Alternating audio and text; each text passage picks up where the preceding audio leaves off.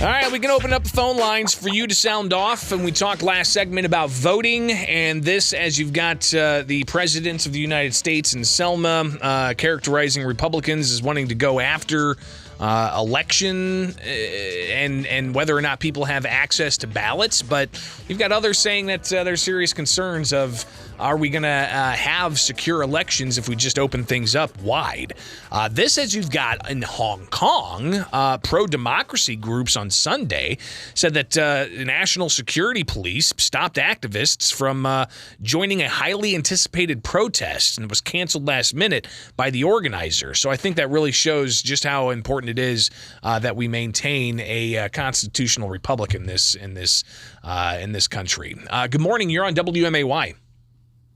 Hi. Hey. As you just mentioned, we want to preserve our constitutional republic. You know, you were talking about earlier, you were talking about digital Bill of Rights, and now you mentioned that President Trump was talking about freedom cities.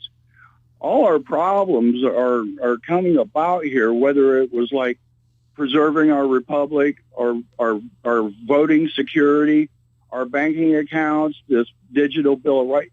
We wouldn't need all this new stuff, new ideas, if our government followed our U.S. Bill of Rights. Our banking institutions, I know, people are going to say this is because of progress. You know, we're going to go to a digital currency. We're going to go to sit at home and push a button type society. And that's fine. You think what you want. But our founding fathers gave us a constitutional republic that was there for a reason. Well, a constitutional republic, I might add, that Benjamin Franklin said, only if we can keep it.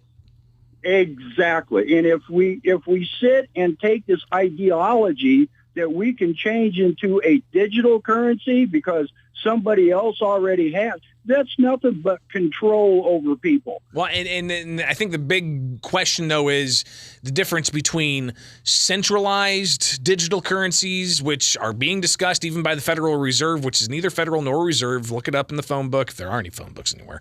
It's not in the government section, the Federal Reserve.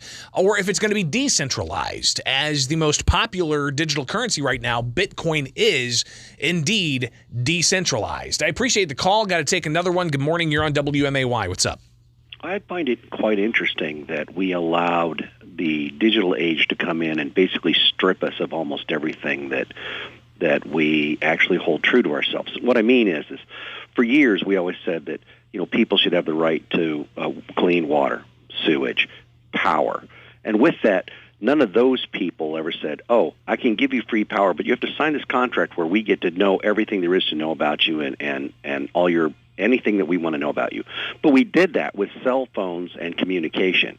We never held that in check, and we've needed to hold that in check for so many years. It's been around, people were plugging into the internet with their dial-ups in 1995. I mean, we've had this for decades now, but we haven't had that deep, much-needed conversation about what kinds of rights you have.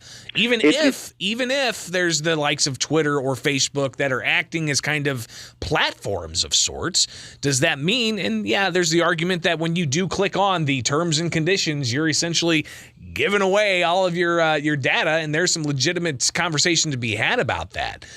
But should there instead be a focus on really getting to the nitty-gritty detail of what a digital age in the future, especially with the dawn of artificial intelligence, what is this going to look like for the face of humanity? If you own an Android phone, you've pretty much given away almost everything that they can find out about you. They know where you are, where you go, where you buy things, how much you buy them for if you use Google online, Google Pay, and on down the line. Same thing with Apple.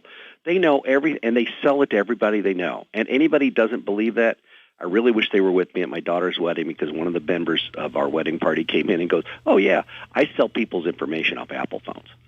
That's what he does for a living. Well, and remember, too, when the pandemic lockdowns happened and the governors across the country declared that you had to stay home, it was like a week and a half into it, where then they had all of these news stories of the climate gases are declining because people aren't traveling, and there's data that cell phone companies have been selling that's aggregated that shows this. So they were using that data that's kind of showing everybody, yep, we have access to this data and we're using this data. We give it all away. And the sad thing is that the last guy was talking about digital currency. Just imagine an IRS or any agency in the government that could just push a button and freeze all your accounts without even going to a judge. It's chilling. It's just downright chilling. I appreciate the calls.